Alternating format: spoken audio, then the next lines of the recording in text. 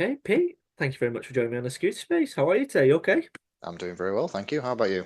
Very good, mate. Very good. So, thank you very much for joining us. And today, what we will be discussing is the past, present, and future of the security operations. But before we get into that, Pete, are you right just to let the audience know a little bit about yourself, if that's okay?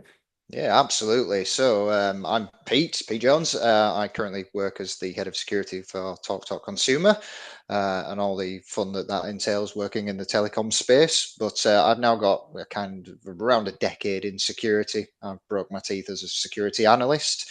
I've been a security architect, engineer, kind of everything in between before pivoting into that more managerial space. So my last couple of roles have been a bit more strategic, and there's very few hats that I haven't worn at some stage over the last 10 years. So, jack of all, master of none. I think I've got a good grounding in what security looks like.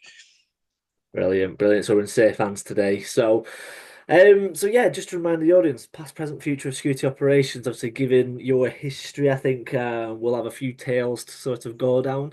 But I suppose a logical place to start here will be in a chronological timeline. So, the Security Operations Center, where did it first originate from? Like, because obviously I know that we've kind of grown out of information technology, but where did the SOC grow from? It's a really interesting question because I don't think the SOC is in the kind of history of IT Hmm. that old, right? It's still quite an immature concept because historically, security was a vocational pursuit, right? It was people that have come out of university with comp sci and then done, network engineering or some other discipline who thought, how do I apply these principles with a security lens? It wasn't really a profession at that point. So the SOC in of itself, I would say, is probably 10, 15 years old as a service delivery by vendor. Prior to that, it was very ad hoc, dependent on the organization. What did they think their security posture was? And more to the point, did they take security seriously? Because coming back to this idea of professionalization, it's only really been the last 10 years that I would say that it's really accelerated into professional versus vocational. Mm, mm. Okay, okay. And for those that don't know, then obviously the Security Operations Centre. Just I appreciate this is where we're teaching people to suck eggs here, but I want to sort of build a nice foundation level before we get into the whole AI agentic, where we're going with SOC in the next few years, all that sort of juicy stuff. But let's just set the picture. So, for those that don't know, what is the role of the SOC in sort of today's security? Okay, so in today's security, a SOC essentially monitors tooling and technology looking for anomaly and malicious activity. So today, especially, that tends to be your EDR solutions generating events that an analyst will go and take a look at. But I think it's really worth noting that there are essentially two flavors of SOC. You've got the internal SOC, which is arguably a much broader piece of activity for an analyst because you get to play in a lot more spaces. You might be responsible for tying vulnerability management and prioritization matrices against alerting and doing a bunch of other things versus your kind of MSSP, your managed security service provider, vendor-led stuff, where they can boil all the way down to a log and flog ticketing solution, right? So they will look at a very specific output from a very specific range of tools. So depending on who you ask and where you sit, depends on what a SOC looks like. But in broad strokes, responding to security events within an organization is what a security operations center is there to do. Okay. Now, for me, the SOC has always been an excellent way of getting graduates into our career field. It's been sort of the environment in which they can get sort of their Linux fundamental down, the networking down. It's where it can also be a nice sidestep from the infrastructure if you've done first line, second line, maybe in third line, and then sidestepped into the SOC. It tends to be that nice door opener into security, where you can then start to get hands on with security incidents, tickets, whatever it might be, alerting, all that good stuff. Do you agree, or do you think that the SOC isn't just that? Do you think there's a little bit more to it, or do you think no, actually, there's plenty of entry level roles, or do you think that the sort of level one it's not entry level, and actually you need a little bit of experience elsewhere? What do you sort of see as that as my viewpoint on sort of specifically L1 SOC? Okay, so I kind of agree and disagree in equal measure, if I'm honest. So I'm going to stick with the past of the SOC. Again, Yep. you tend to find people that were operating in an IT space that wanted to, secure things. And moving to today, you've got, all the LinkedIn churn of get these certificates and earn six figures, and you've got quite a lot of universities peddling cybersecurity degrees, right? And people come out of these certificate kind of conveyor belts or out of these universities, and they've never actually done the job in anger. So I agree the SOC is a phenomenal place to learn your trade once you have a foundational knowledge. The idea that you would enter a SOC to learn about Linux, no, I don't agree with that. I think you can learn Linux on the job or even in your own time if you're so minded, right? You can install Linux, it is free. A lot of people come in to the industry now as a profession. And again, moving away from this vocational desire of people that are already embedded in IT to deliver on this stuff and go, teach me. Not really how it should work, right? What's the value proposition for me as a hiring manager? If you come in and then just demand to be taught everything, what separates you from anybody else? I probably contentiously don't think the concept of a entry level position really exists in security insofar as you have to have at least a foundational knowledge of IT. And I don't necessarily agree that cybersecurity degrees are a strong foundation in IT more generally. I think your comp sci graduates, your network engineers, people that have got a bit of experience tend to, in my experience, and this is very subjective, tend to make better analysts certainly at the start because they've seen it, they've done it, they understand how things hang together. Whereas your kind of new breed of I just want to do this because it's a profession that looks interesting Mm. struggle. They struggle quite heavily, even if they'd put hundreds and hundreds of hours in reading all the documentation. There's nothing like experience. Yeah. And Yeah. just to clarify, I'm not saying that there aren't phenomenal people coming through off these tracks, but I would suggest that they are fewer and further between than they were 10 years ago. So why do you think they struggle then? What is it that they are lacking? Did they have were they wrongly fed the information about the industry and like, oh, this isn't what I was imagined, or did they just lack that technical knowledge, or is it the psychological stuff like with the past of the sock around sort of burnouts that we might sort of segue into in a few minutes?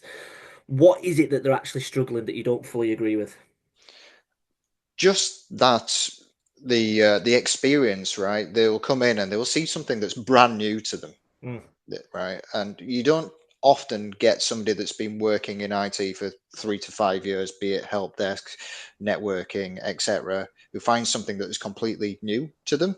yep. Right? They've always got a fundamental understanding, and I think because the breadth of security is so wide. Right now, anybody that's ever spoken to me is going to groan when they hear me say this.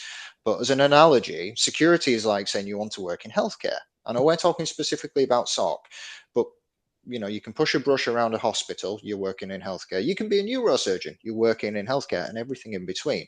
People go, I want to break into security. Okay, what does that mean, right? Because we have professionalized this. You've got SOC analysts, you've got SOC engineers, you've got client success managers within a SOC, right? If you're an MSSP, you've got bog standard detection engineering. You've got architects, you've got your entire GRC function, you've got threat intelligence. There are so many different disciplines, and nobody knows them all. Mm, So you get these people that do the cybersecurity degrees that kind of touch on every area. Well, you could spend 2, 3 years in one of those areas and still not know everything.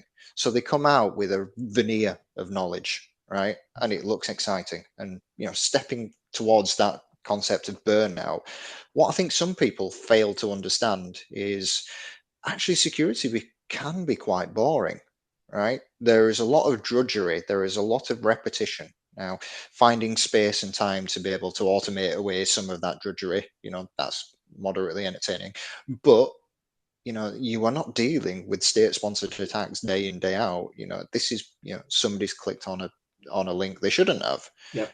Do you want to do that for the rest of your career? And it, understanding what the actual job entails, I think, is also missing. Mm. And Okay. that's where I think it sort of falls down. You get people with that veneer of understanding. They come in thinking that it's going to be, exciting every single day, and it's not. And they Mm. don't understand certain things. And everybody, I mean, human nature, right? You want to move as fast as possible, learn as much as you can, but it's so broad. People burn out on the learning, let alone the work, Yep. Yep. which is why people with that 3 to 5 years experience generally fare better. Yep. Okay. Um, so talk to me a little bit about then, about the staffing issues in socks, and how, and I suppose this can sort of segue now nicely as to maybe where we are today, and where we're sort of heading towards, in the fact that cybersecurity as a whole, not just the SOC right now, cybersecurity as a whole has always struggled to attract sort of people to the industry. But like I mentioned earlier, sort of like the SOC has been rightly or wrongly a way into the industry. So, but with that being said, those that get into the industry, as you rightly pointed out, they either it's not what they imagined, or they suffer burnout, or for whatever reason, it's just not been quite right. And as such, maybe they've left the industry and it's not been right. And as such, that lower level of the industry has always been quite a frictious place as to it's struggling. But once you get into that mid level, that tends to balance out, and you can tend to rise off and go off in different things. You can go off to instant response, you can go off to threat intelligence, you might go off to GRC, you might go into managerial, whatever it might be. But talk to me a little bit about why we've sort of struggled with the staffing in the industry. And like I say, this can be exempt of the SOC. I'm more just asking you a little bit about cyber at this moment. Yeah, okay. So I've got a few different schools of thought which might be contentious on this one, but one of my main ones is the contraction of the industry at the moment.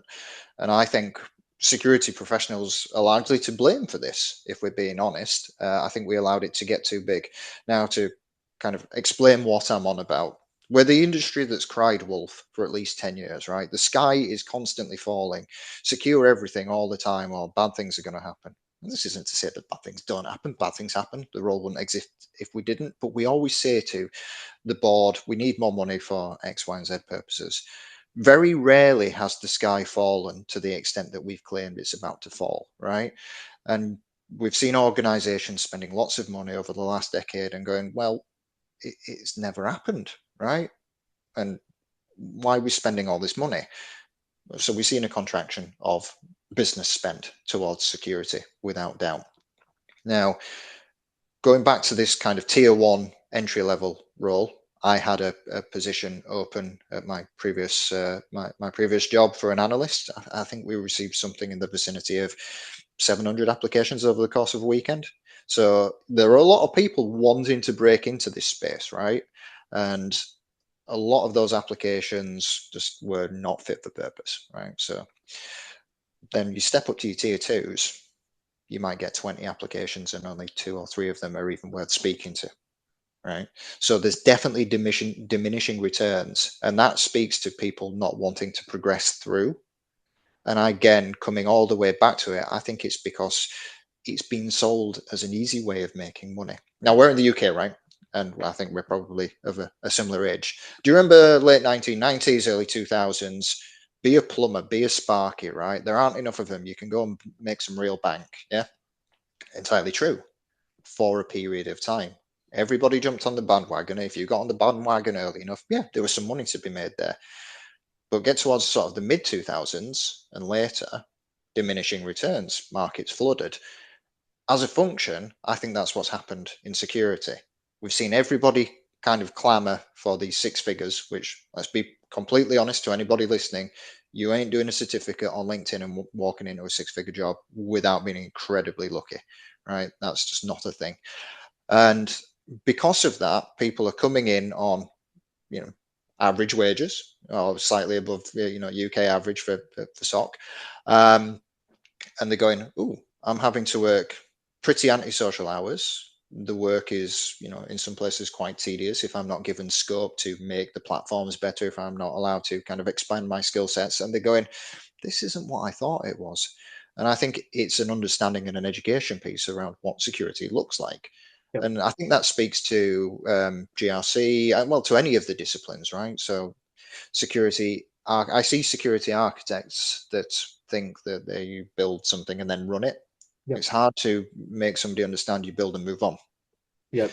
GRC is like, well, we're just doing the same thing every single time, and I can't really affect change. I just report on it, and I think all of these things, as a culmination, just disincentivize people, and you just see a drop off between the sort of 5 and 10 year mark for people that kind of think, yes, this is for me, but eventually just wear out.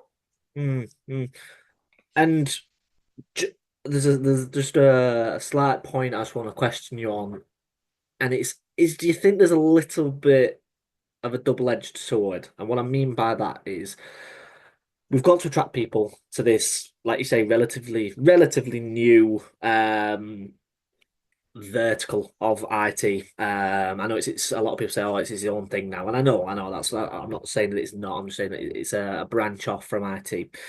But to whenever anything is new, all these cybersecurity startups like Wiz, whatever it might be, after sort of 12, 18 months, like you've got to get your marketing in straight away so that people know about it. So what I'm saying there about cybersecurity as a whole, you got to market it. And yes, people saying that, oh, get into the industry, earn six figures. I see it when I'm sometimes scrolling on Instagram or whatever it might be, and I just click on and it would just be an advertisement, or six-figure salary in cybersecurity. I'm like, not straight away, no, but there is the potential to do it, yes, but you kind of being a bit cute with how you're wording that. So on one side, I'm like, yes, cool, that's going to be bringing attention to the industry. It's going to get sort of people from university applying to get into the industry. Great, it's doing its job, but it might be under false pretenses straight away. It's kind of a little bit like when you go past a shop and it says 70% off. And it's like, well, yeah, probably 70% off one item, but then the rest of it is Or still full up to price. tiny, tiny letters, right? Yeah, exactly that. So that's what I'm saying. Do you think it's a little bit of like, okay, I get why you're doing it, but do you think there's the responsibility internally in the industry to be like, look, there is the chance here, but there's a lot of hard work, and this is what it is. There's a lot of extra hours on call. Like let's bring it back to the SOC. There's on call. There's fatigue. If you move into instant response, you're gonna have to be careful about sort of like psychologically the stuff that you're gonna get exposed to in cybersecurity. Do you think there's an internal responsibility from the industry to educate people who are joining a little bit more? It depends where you're talking about in that chain, right? So what we're essentially saying is the people that have got kind of a financial incentive to sell these things are always going to sell them in the most positive light. Do we, as an industry, have a duty to kind of counter PR that? Who's got time? Who's got the money? Who coordinates it? Now, it may be that one of the big frameworks or one of the bigger organizations wants to take the lead on that. I don't think independently security professionals are there to kind of say why you shouldn't come into this industry. No. Um, and because it's still deemed to be quite a hot industry, we will always be facing an uphill battle against the money of the advertising, right? It's not something I've got the capacity to go on LinkedIn and call out, nor do I want to, if I'm brutally honest. I've got better things to do with my time. But is there a resource or repository that prospective security professionals can go and read, sort of like a glass door, but for the industry rather than for specific roles, right? Tell me about the negative connotations of working in security, because there are some, right? I don't know who'd run it. I'd like to see it, but I don't know where it sits. Yeah. Okay. Perfect. So just to kind of move it on a little bit then, Pete. So automation and AI in the SOC then. So obviously, like you say, the SOC's been around for a few years now, and we're starting to play around with it. We're starting to make it a little bit more leaner, a little bit more efficient. And as such, I think you touched on it very, very briefly earlier on in the chat today. But what's your view on sort of, well, firstly, let's split this up. What's your view on automation in the SOC? There's a reason I'm splitting it up. So I'm going to say something that you may not have considered. automation is already rampant, Mm, right? mm, Everybody thinks that the SOC's ability to string things together to create automations is what we mean by automation.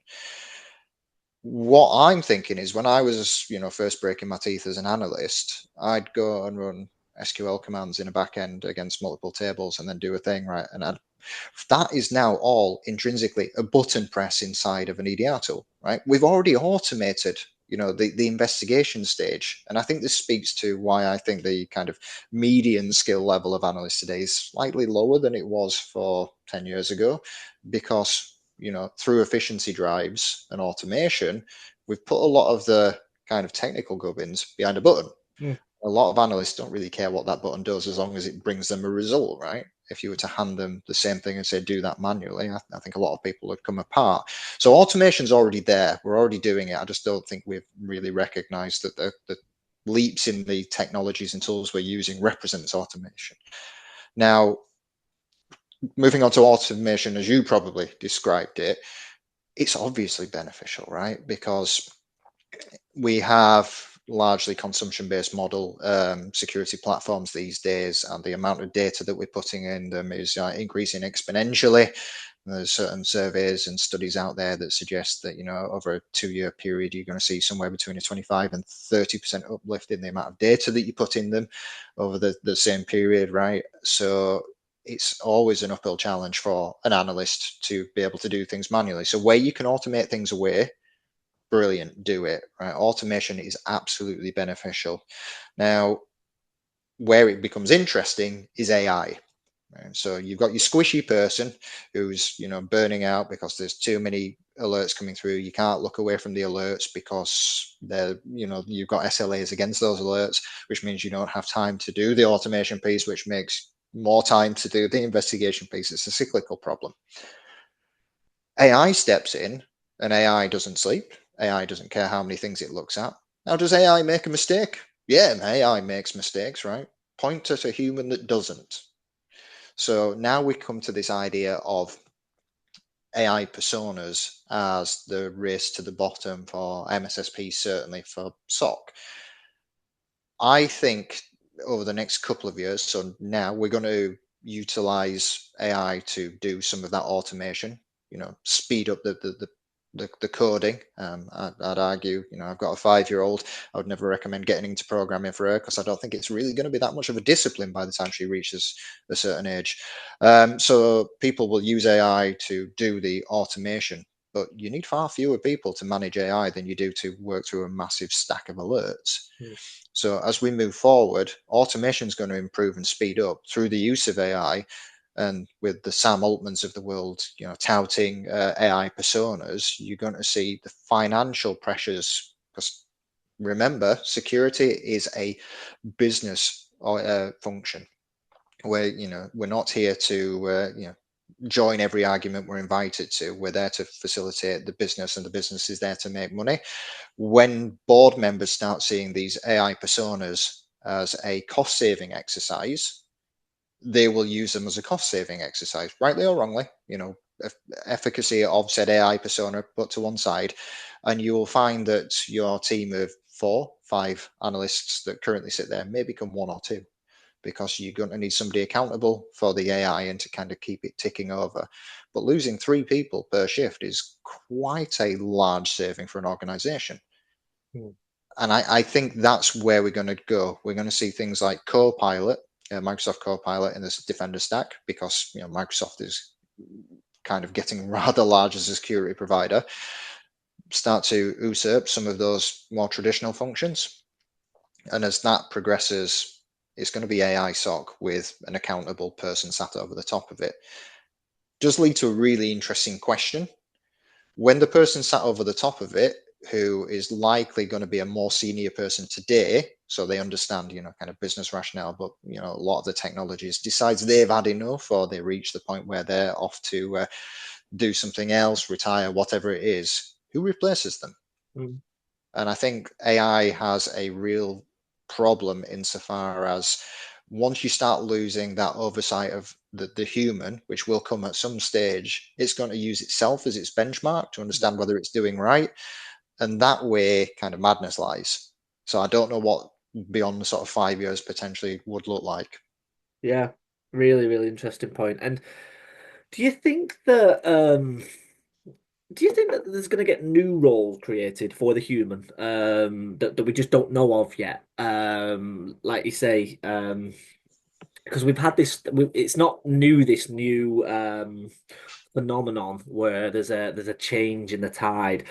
Obviously, during the industrial era, when the factories was like changing and we're like moving to again more to like the printing press and then to technology, all these changes in the tides um causes instability, it causes change. People don't like change, it's a little bit uncertain for them. Um, but we've always come out with our heads above water.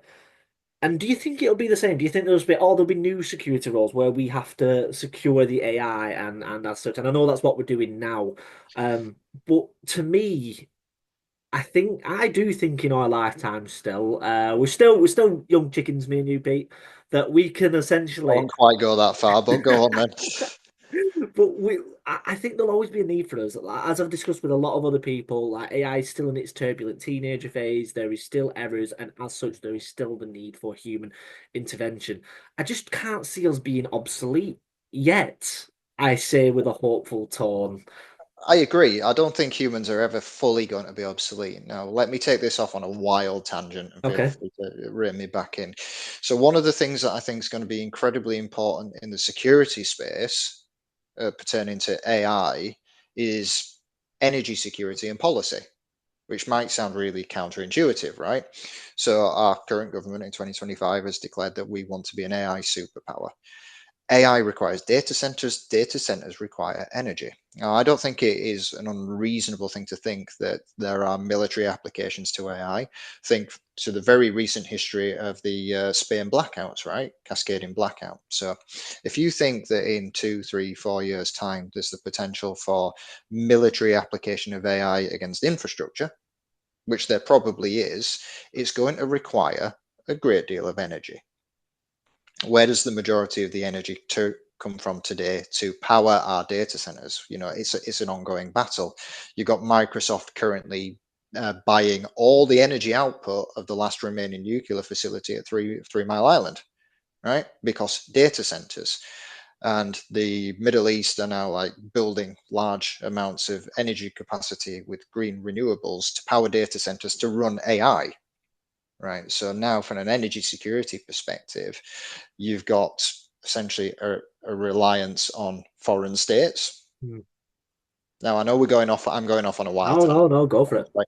But for us to be utilizing AI, we also need to be in control of our energy, which comes down to energy security and the expansion, be it through renewables, through traditional energy. I'm not getting into the politics of that, but unless we kind of bottom that out, foreign states are going to be using AI to do really quite interesting things to attack. And, let's be honest, even at a state level, we have the concept of a SOC. People are looking for this stuff. If you can take out the UK national grid using AI based military means, and that national grid is powering the SOC that's attempting to monitor for this stuff. I know I'm sure they're going to be on generators, but you get the idea, right? It's all interlinked. I think energy security and energy policy is a lot more key to national security Hmm. and kind of in the cyberspace than people are really thinking about.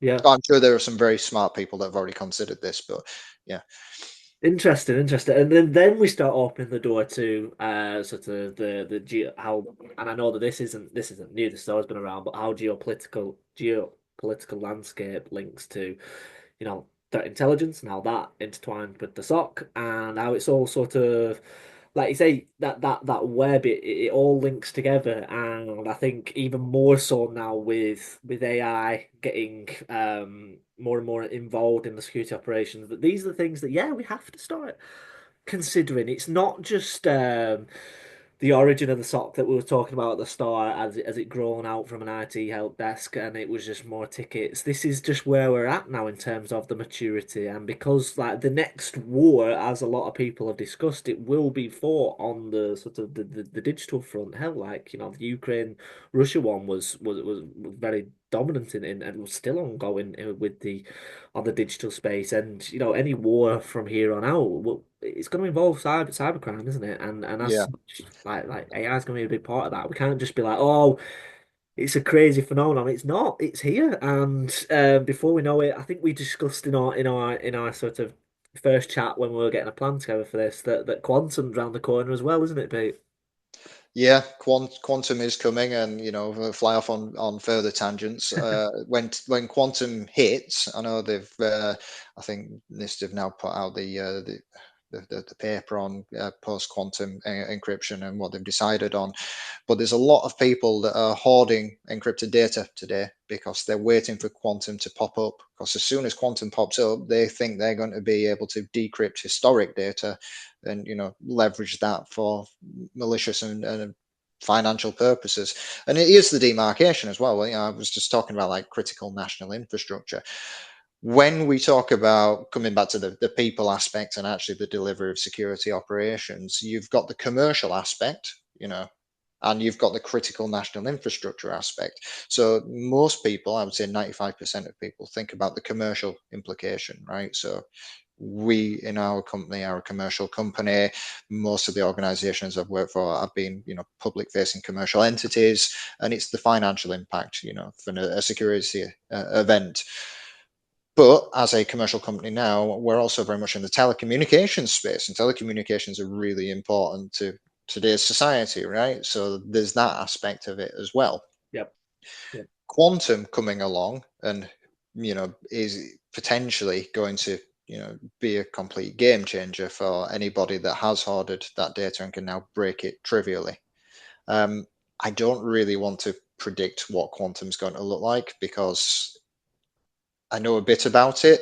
It's not my area of specialty. I will let the encryption boffins talk to that more than I can. But for me, it's going to be a case of wait and see what pops out rather than try to predict it. Absolutely. So instead of the prediction about quantum, let's finish on this question then. What is your prediction on where the SOC will be in 10 years? Do you think it will have become decentralized? Do you think it'll be fully automated? Or do you think it'll be embedded into the business layer? What will the SOC look like in 10 years if I had to put that out to you?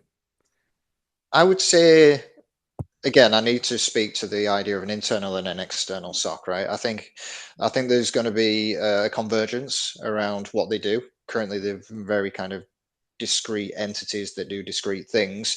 But as the AI allows things to kind of interrogate each other, interact with each other more closely, I think the ability for AI to proactively do something in that kind of almost saw automated approach, right? But without having the automation predefined. Automations work on predefinition at the moment. I see a thing, I do a thing. With AI, I see a thing, I make a decision to do a thing that hasn't been pre-written, right? That's where that's going to start moving to. And that allows your MSSPs of the world to start offering more broader services. We will do, or we will allow our AI to do A, B, and C on your behalf rather than you having to do that as an internal function. So in 10 years' time, I think it will be a lot more AI driven. I think it'll be a lot more generative automation.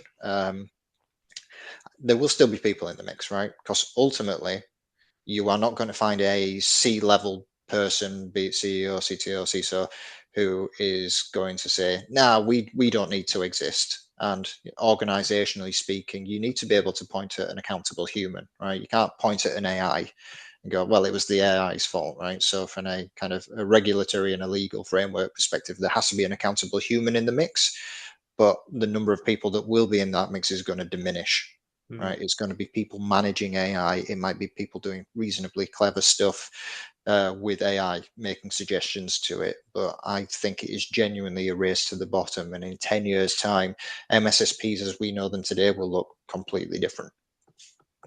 Time will tell, Pete. Time will tell. Time will tell.